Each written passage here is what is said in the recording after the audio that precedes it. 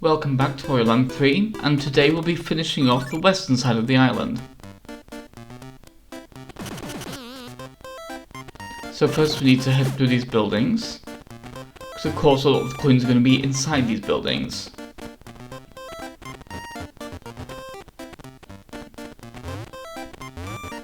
It's been a while since the last one because I've been kind of busy. My brother and I are kind of preparing something.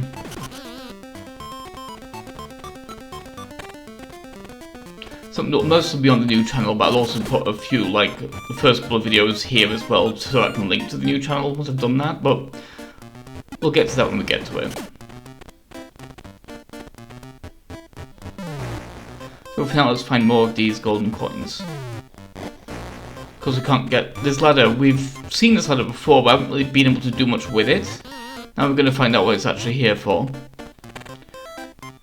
You see here, so I quite like the graphic design in this game is you can actually tell when you're at the edge of a pit because you get these little kind of the shadow things. Like for example, the shadows up there, you can see there that's the ceiling of that little breakable area because you get those little shadows up there, which is a fun little way of visually showing you what there is there. Like there's no more things to break above that.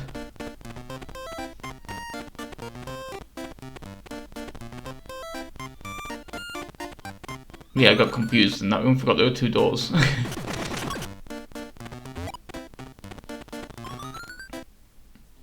So you activate the switch. We can use this.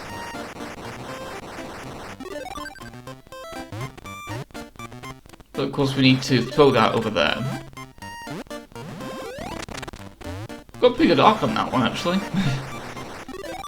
And there's our first coin. So now we need to go to a different room, so that we can get some other coins.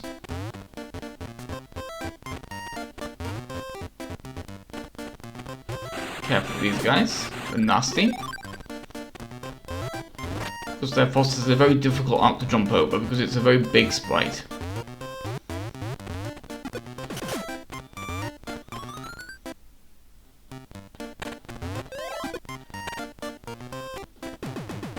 Don't want to be fat. We in fact want to throw these little guys, because there's another set of throwing enemy blocks. Well, the blocks that you throw enemies into anyway. So let's drop some weight. And there we go. It's quite tricky to pick these guys up because they're constantly throwing donuts, so it can be very easy to accidentally get nibbled on, or end up nibbling anyway. But now at least we've cleared some space, so we can get through there.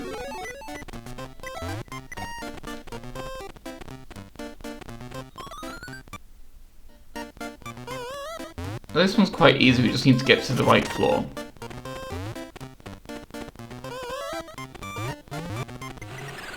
Which is of course this third one.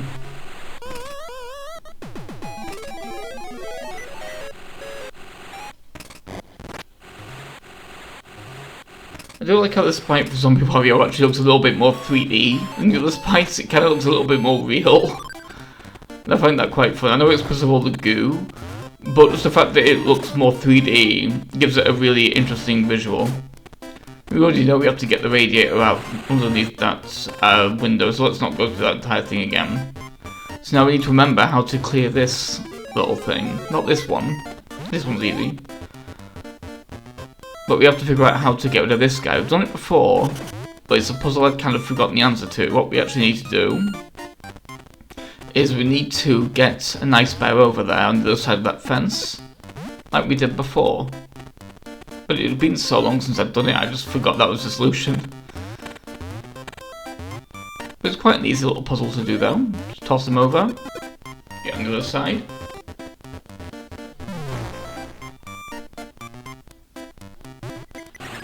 And there we go.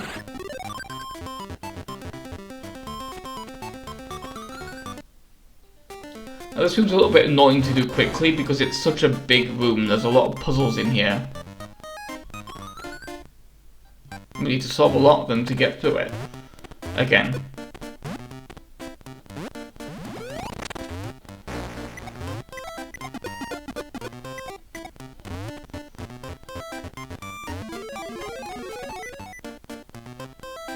Now before we can progress, we need to push that switch.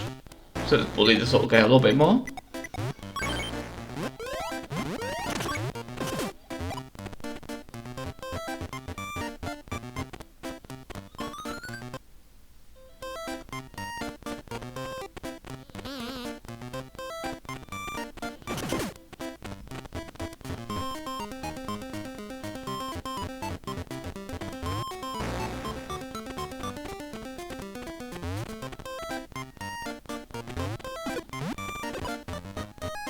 And of course, for one of these things, we'll need to go right to the top of this room.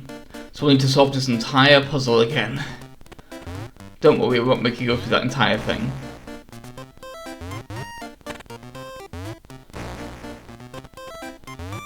So it's a long room.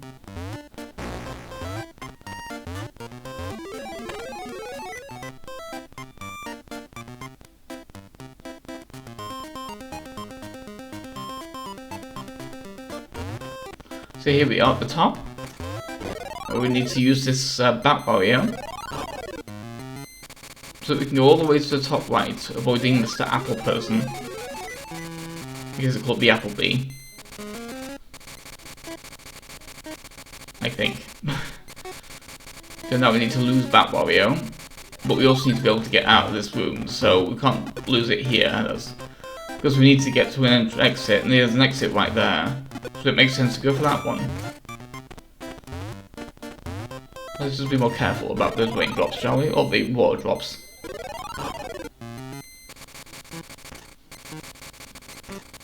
I do quite like how there's quite a bit of like infrastructure that solves certain puzzles in these rooms. Like in the Peaceful Village, there's a whole run through the sewer, and in this level, you have the leaking pipes and things. It's kind of a cute way of reminding you that you're meant to be in an actual building, like a residential building. Maybe an office building, it's not really clear because all you really see are corridors.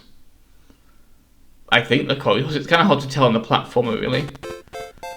Which is why I feel like I really want to see a gag in one of these in a more realistic style of platformer where you have to go through this really like elaborate series of like jumps and things like that and like obstacles to get to this room right at the top of like a ruined tower or something like that, maybe one of those in a post-apocalyptic game. And then when you get to the actual room you're trying to get to, you see a disabled toilet. I think that could be quite a funny idea to have the irony be, of course, that the most inaccessible room used to be an accessible toilet. That's kind of a funny idea to me. It could be a cute environmental gag.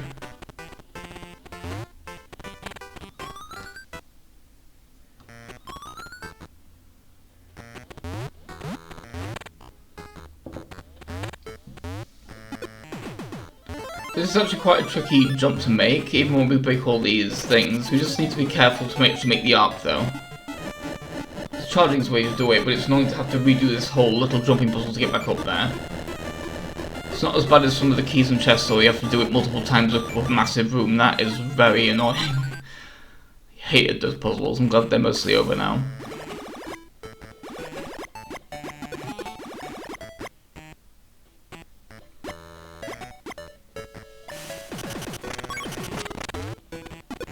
It's quite a simple puzzle we've already solved as well. It's just it doesn't keep it until you've actually got all the coins.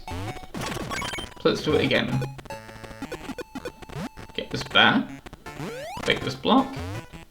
And now getting annoyed at us. And there we have it.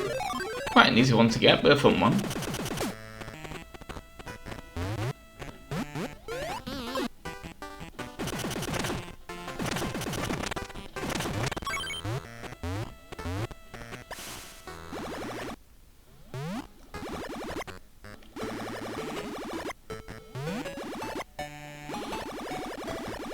There's a lot of caves in this level.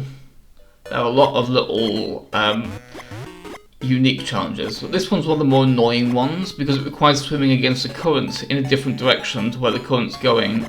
Getting up here and into this little corridor can be very difficult because it's constantly pushing you up or down. It's constantly pushing you down, so you have to keep fighting it to go up, and then you have to also manage to go right, which is difficult.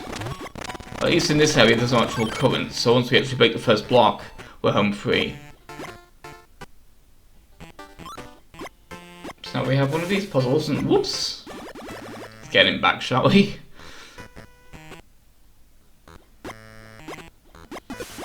And again, we make the same mistake. It's a very easy mistake to make. You have to be very careful with these guys. Make sure they're not anywhere near the actual edge of the platform.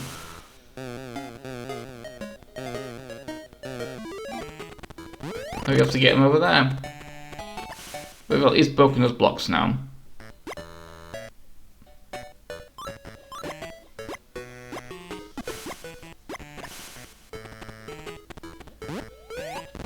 But you have to really kind of like... It always helps to jump a little bit, just to get a little bit extra oomph from the jump. But yeah, here we have to be in a very specific position. It's actually a little bit harder to hit that coin than it is the other one, because it's a bit further away from the platform, at least it feels like it is.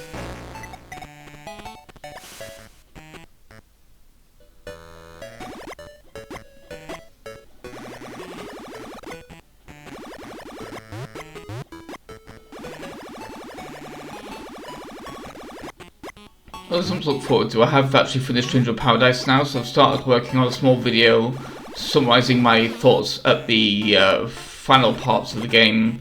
I'm not going to be putting much spoilers in it, just discussing like the shape of the arc that the main character goes through that I quite like, and also just showing what I like about the post-game stuff.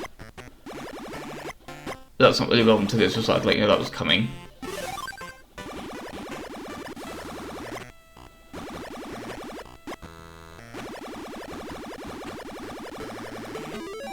That coin's quite simple, just run against the current. That's a very common puzzle, really, is just go against the current and you'll find something.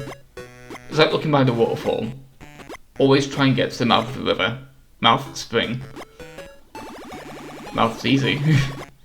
That's where the rapids are going.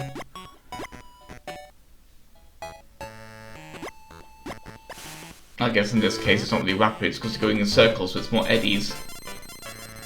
Now this one is really annoying, this coin, because this arc is really finicky. I tried to make that jump countless times, but because you're jumping off these little stick things, these little pulleys, you don't really have much control over the actual arc of your jump, and so it can quite easily screw you up when you're just jumping just a little bit shy every time. It's very frustrating trying to get that particular coin. But at least we've got it now, and everything else is going to be relatively easy.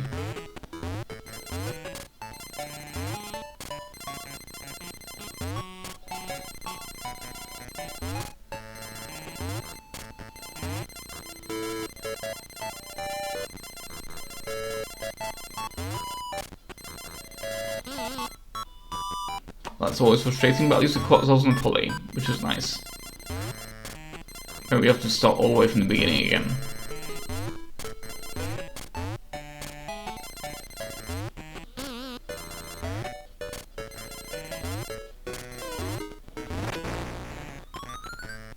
Check out that little blue guy's extreme prejudice. So now we're just heading towards the exit.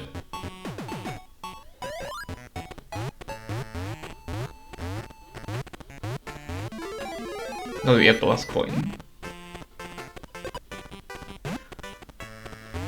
So the arc here can be strikingly difficult, really, because it's like you don't really get like a little laser line showing you exactly where they're going to fall. So sometimes you might think they're going to fall shorter than they are.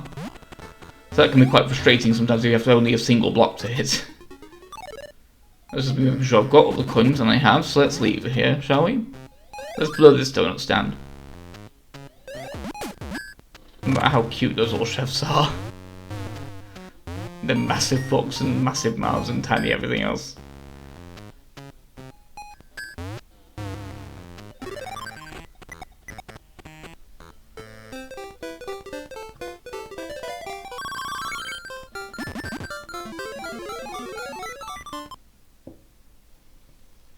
Almost halfway down the picture now.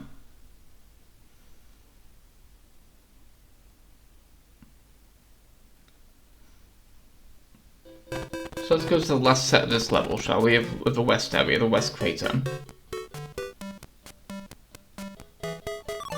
This one's a little bit annoying to navigate, really. It's got some of the more annoying coins to get. But now we've got quite a simple one over here. You can see it right there. Now we have to go to the west, or left, I guess. Actually, no, I think we're already in the west area. I think we need to. Well, I think we're just going south here.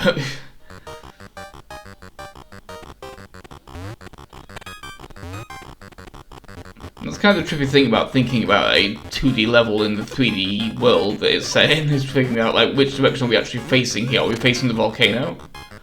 And are we to the east of the volcano or to the west? It's like you have to kind of remember, okay, so in this direction we're actually going north or south and we're going left and right. It's a little bit trippy, really.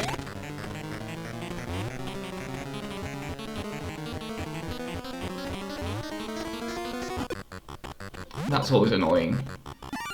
Let's just get to the top, shall we?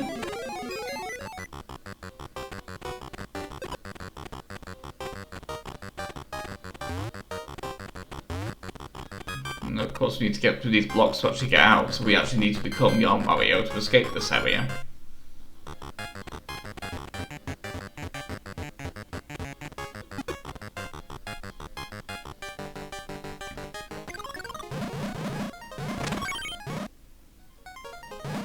Here we are.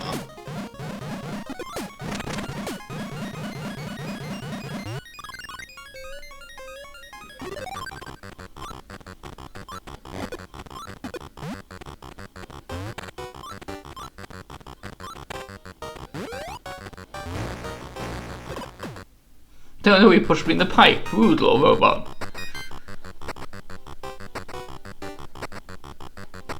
I always find it funny when that kind of interaction happens. I mean, it didn't actually push me in the pipe, obviously, because that's not how this game works, but it was just funny timing. Yeah, they messed that up, didn't we?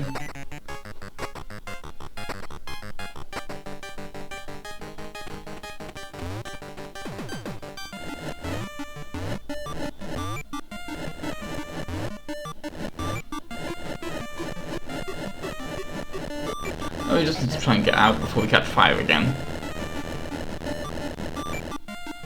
Luckily I have a little bit of an iframe to get out of the fire with.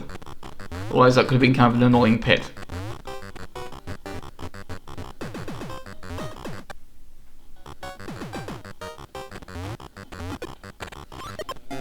We actually needed that, which is quite helpful.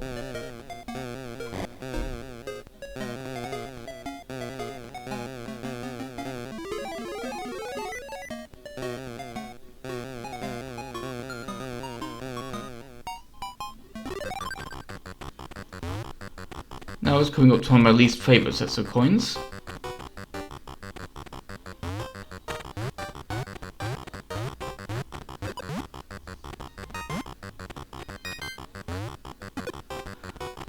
Because this room is the most obnoxious room in the level. This little maze of platforms, which I hated when I was getting the key in the chest, and I hated even more getting these coins. Partially because I got a little bit lost.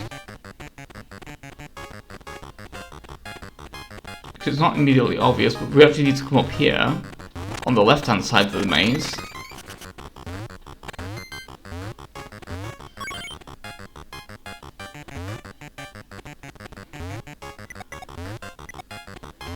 It's a fairly basic series of jumps, so it's not that hard to re-execute. It's just kind of annoying that you have to do it every time you fall, and there's so many places where you can fall all the way to the bottom, making you have to go a very long way to get back up again.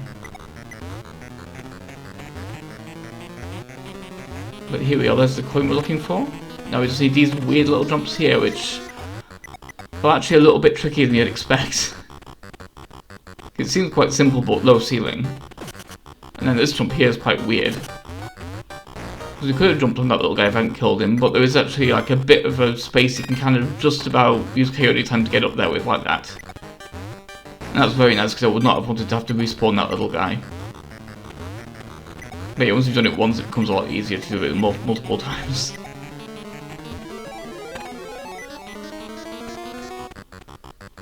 So one more coin to get.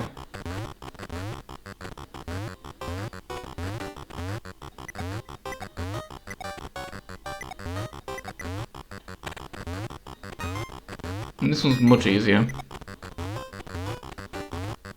Because once we're up here, we're kind of home free. Just another chaotic time jump, and now we have it.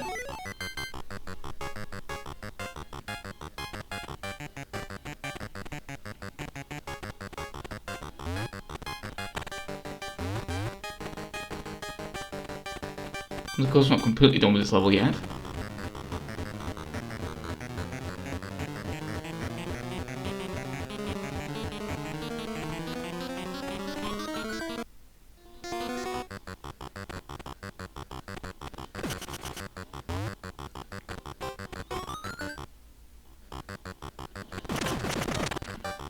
We actually have some more stuff to do in here that's actually quite tricky. So there's our coin over there. Well, at least one of them. So we need to be very careful with these guys, because it's very easy to get hit by that Apple Wario power-up from these little guys, but if we weave properly we can avoid them. So now we do need Apple Wario, but now we at least have cleared that out of the way.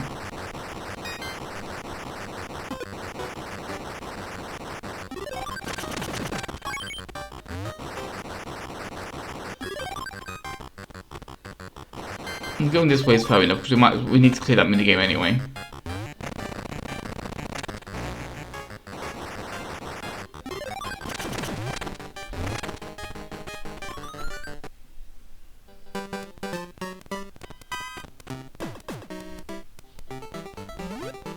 That actually gives us a really easy mini-golf thing too.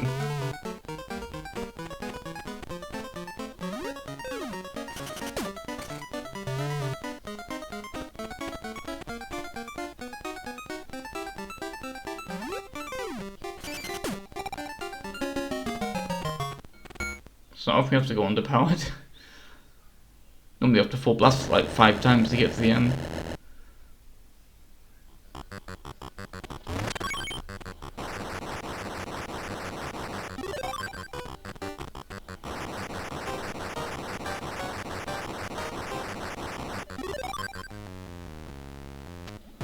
Just enough drops to get there.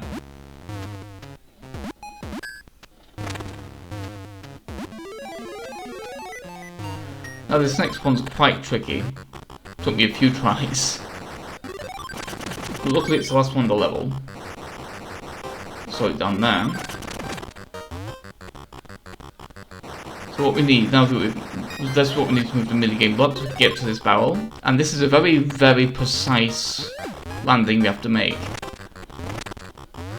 We have to land exactly just right, otherwise the overhang will break the barrel.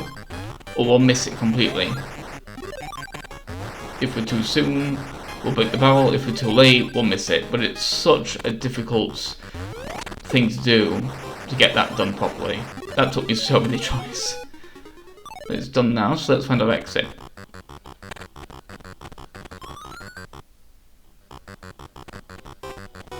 Now I've cleared out this area of the island, so as we head towards the exit, I will see you next time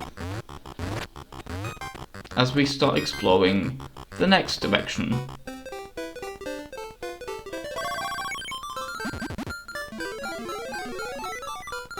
Nearly halfway there.